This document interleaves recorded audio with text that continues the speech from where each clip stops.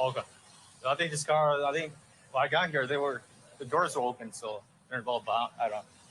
So is he on his findings? Or I think they're done. Okay. Are you still red? Is that you still red? Oh. Yeah. So, yeah.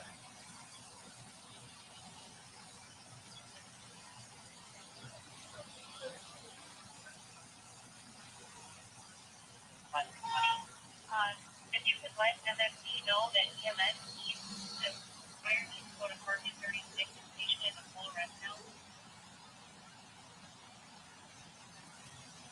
So is it parking 36?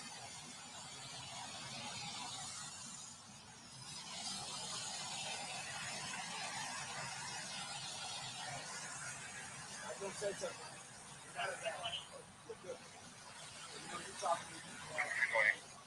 you advise the fire department if they're still with you, they need to go to 36 and park with this with the people on full rest? No. I gotta get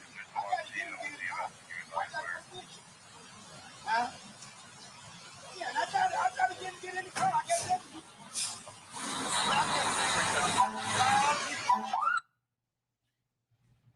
Officer Chang, you'd agree that now the fire truck appears to be leaving, correct? Yes. Timestamp on your video is 1:35:06Z, correct? Yes. And are subject to the court's ruling. Now, a few follow-up questions here, Officer Chang, for you. It seems to me that you're walking around quite a bit. Can you explain why?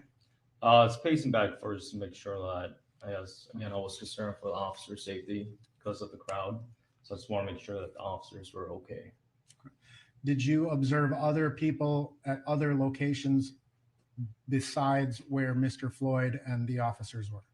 You can say at least one at every corner of the intersection. Did you observe people standing in the Speedway parking lot? Yes. And there were one or two people on the corner where you guys were? Yes. And at least one person across the street to the west, right? Yes. Southwest corner.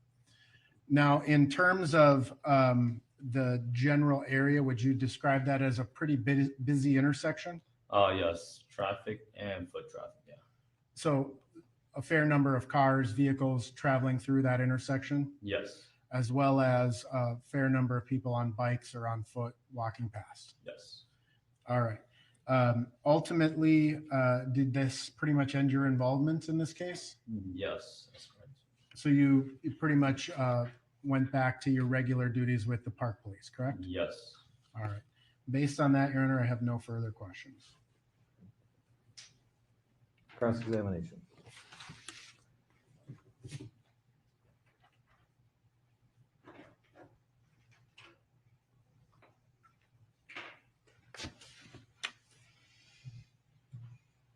Good morning, Officer Chang. Morning. Just a few follow-up questions for you. In the video we just watched, at one point when you were talking with Officer Tao, it sounded to me like you asked him still red. Yes. What is that what you said? Yes. What does that mean? If his body camera is still on. And so you were asking him if his was on? Yeah. And that's because you had yours on still. Yes. And so, Officer Chang, when you're working for the Minneapolis Park Police, you go through the academy with city police recruits, correct? Yes. And at that point, when you're going through the academy, do you know whether you're going to end up in the park police or the city police? When you first start the academy, you already know who. Sorry, you already know who you're, I guess, working for in this. So, as far as you know, those recruits, you could be working with them someday in the future. I guess on a straight, I mean, if we patrol the same area or precinct, yes, but. Right, but when you start, you could end up being a city officer just like them. No. Okay. So when you first start, I guess you already get the offer from the employer. So you already received the offer from Minneapolis Park Police prior to starting the academy. Okay, now I got it. So when you're in the academy, you know you're going to be park police and the others may be city police. Yes. But when you get out there on the streets, while you monitor the parks, you also have authority to assist with calls outside of the parks. Yes. So in terms of an average shift, let's say, you know, how often do you do this where you assist on a city police call? Not often, unless we're close by, unless we don't, I guess there's no calls at the parks, but we pretty much keep ourselves busy with the park system. But you know, if you self-assign to help a city call, you're not going to get in trouble from your supervisor for that. No. Because that's all, you know, part of your responsibilities. You're allowed to do that. Yes. And in fact, when you're doing that, when you're working in the park police, you have the same radio traffic. You're able to hear the same radio traffic as the city police officers. Yes. And in fact, I think we heard you refer to the city officers here as your partners, correct? Yes. So when you're there, you look to them as, you know, your partners in working the scene. Yes. And you would suspect that they feel the same way about you, I assume. Yes. And with this particular call, you heard a request for backup, right, on this call? Yes. And because you heard some noise in the background, you decided initially to go lights and sirens. Yes. And to self-assign, I think was the term you used. Yes. And at some point, though, on your way there, you turned off your lights and sirens, right? Yes. And that was before you actually arrived. Yes. And when you arrived, I think we even heard as you're pulling up, the officers already assigned call code 4, correct? Yes. And what is your understanding, or back on May 25th of 2020, what was your understanding about what code 4 means? Scene safety. So it's under control, correct? Yes. And when you got there, you get out of your squad car, correct? Yes. And you see 2 city officers, Yes. and one who you later find out is Officer King Yes. is speaking with Mr. Floyd. Yes. And Mr. Floyd is sitting on the sidewalk against the dragon walk. Yes. He doesn't appear to be threatening in any way at that time, does he? No. Doesn't appear to be agitated or upset in any way at that time. No. So right there sitting on the sidewalk, he was pretty peaceful. Yes. And when that happened, you never heard the officers call for a code 3 to other officers responding. No. So they did not call a code 3, correct? No. That's we're doing this question thing. You heard later there was a call for code 3 on the ambulance, the EMS, correct? Yes. But there was never a call for code 3 for the responding officers. I don't believe so, no. And when you arrived and got out, I assume you were trained to assess the situation, correct? Yes. And you did that as you're getting out of your squad car? Yes. And when you did that, did you hear Officer King ask Mr. Floyd for his name? I did, yes. And you heard Mr. Floyd give his full name, Yes. spell it, Yes. and his date of birth? I believe so, yes. And then you were asked to run that through your system, and you were able to do that, correct? Yes. So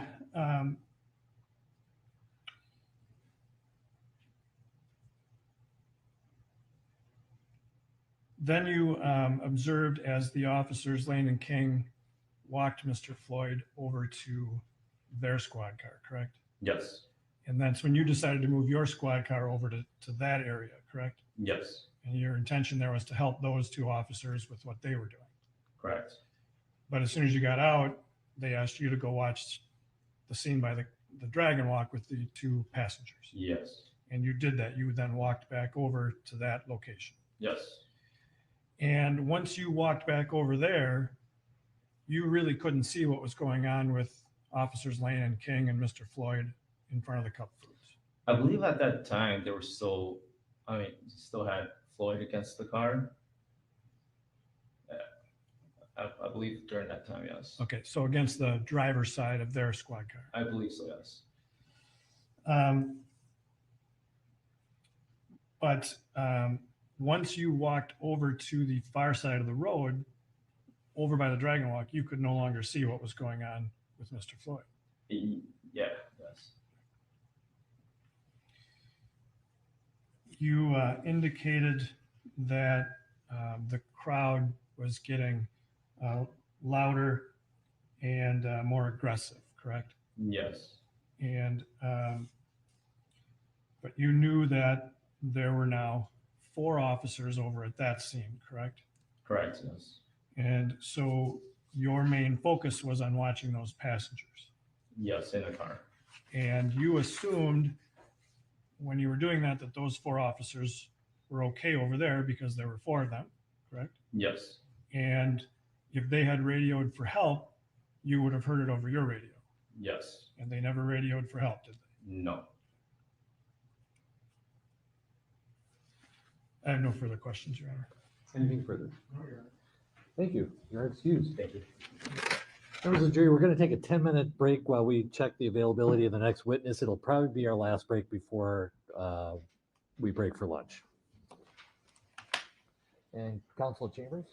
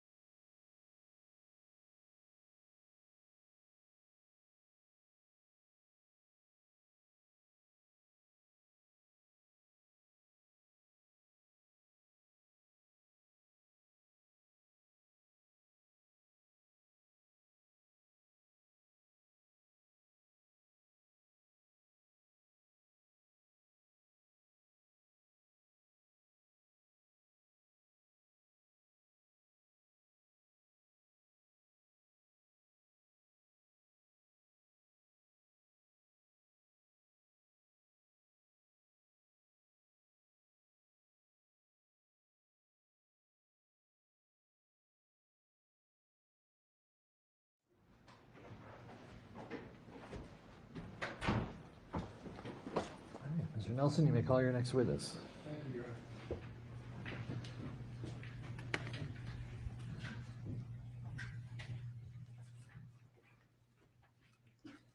Your Honor, for the record, the defense recalls Officer Nicole McKenzie.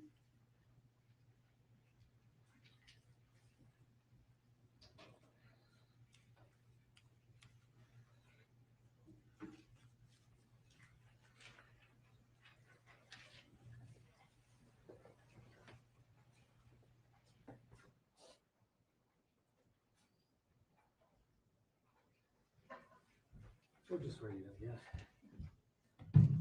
Raise your right hand. You swear or affirm under penalty of perjury that the testimony you're about to give will be the truth and nothing but the truth. Yes, Your Honor.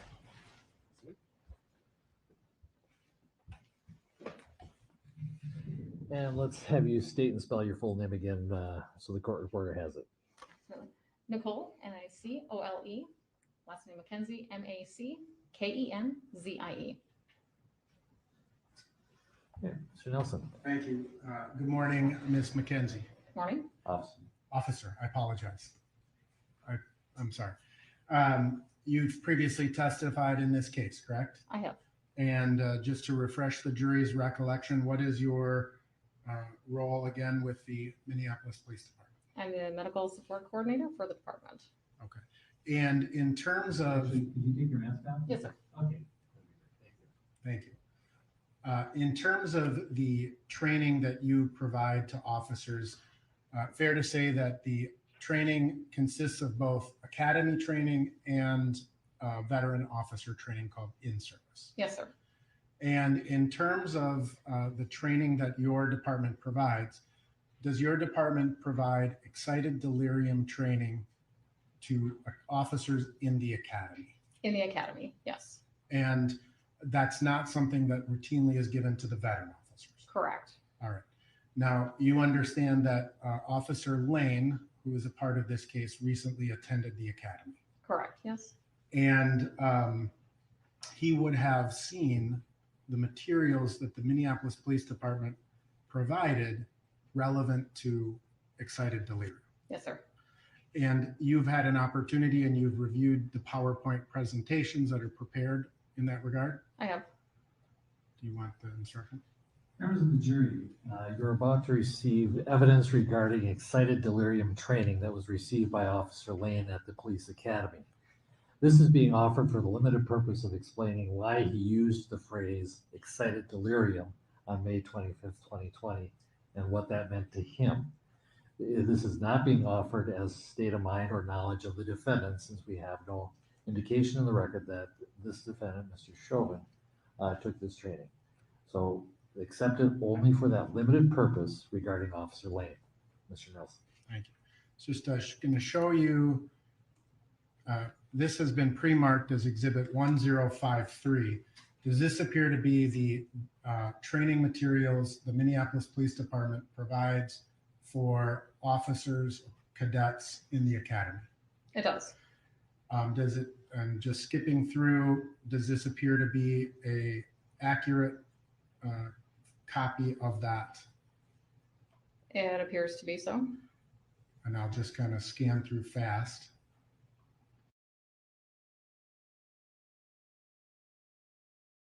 To be pretty much the entirety of that training? It looks like it, yes. Okay. And can you just describe for the jury generally what excited delirium is as you train it? Certainly. It's a condition that's a combination of a variety of different medical issues that are happening at the same time. This could be something like psychosis, I'm sorry, agitated delirium. It could be a pressurized speech, incoherent speech, superhuman strength, hyperthermia. They could all be present. And does the Minneapolis Police Department train cadets? What types of things cause excited delirium?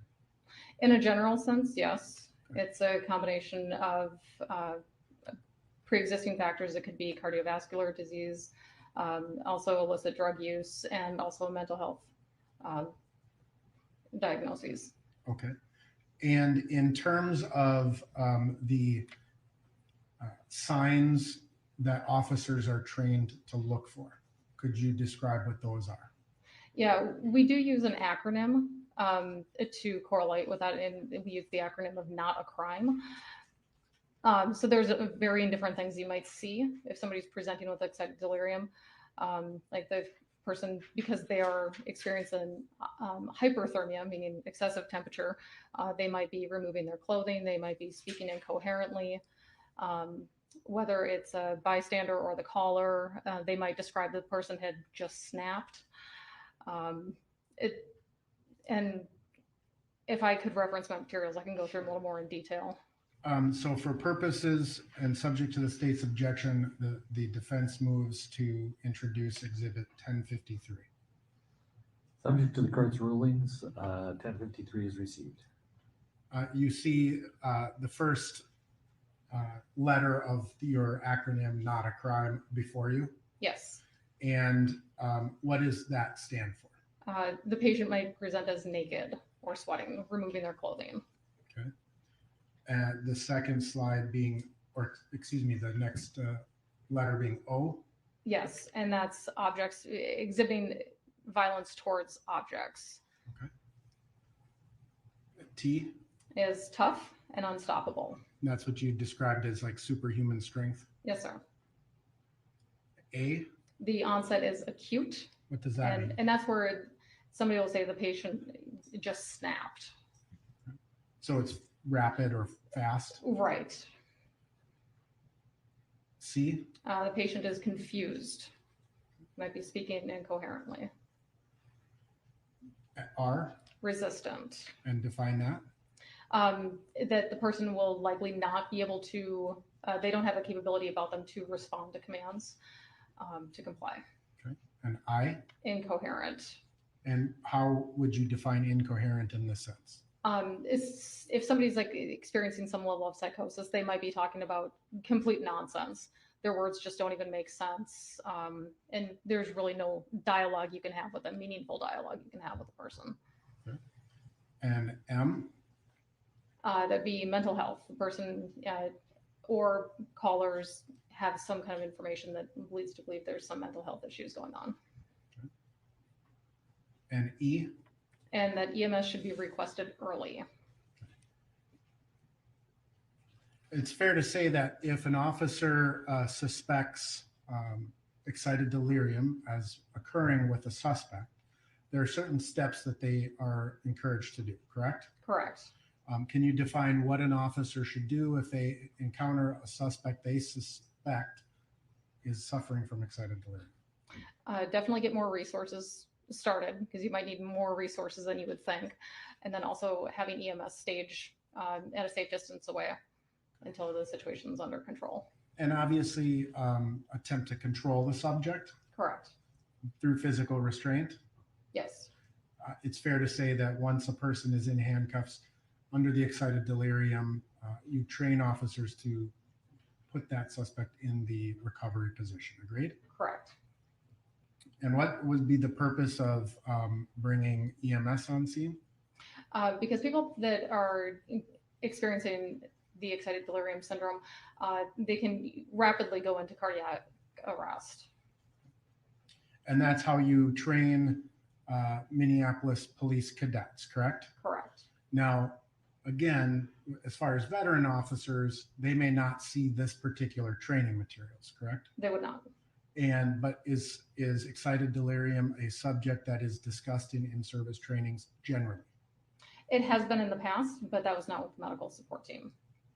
So in terms of use of force or other questions or other areas of training? Correct. Okay. Your Honor, I have no further questions. Mr. Frank.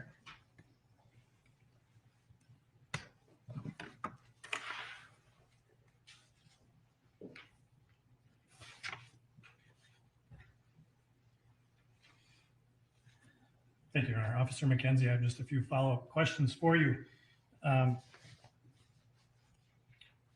So the basic training on excited delirium with cadets or recruits, is what to look for, Correct. and then secondly, what things they can do. Correct. And one of the things that they are told to do is to put the person in the side recovery position, correct? That is correct. And that's to help facilitate breathing, Yes. because excited delirium, if it exists, could compromise proper breathing. Absolutely. Yes. And officers, both in the academy and veteran officers, are trained on CPR.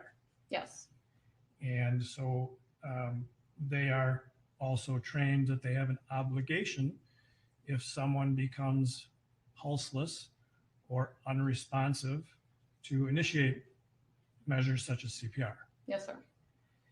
And that would be true of, as I said, veteran officers as well, correct? Correct. It's our policy. And cadets like Officer Lane received CPR training, correct? Yes, sir.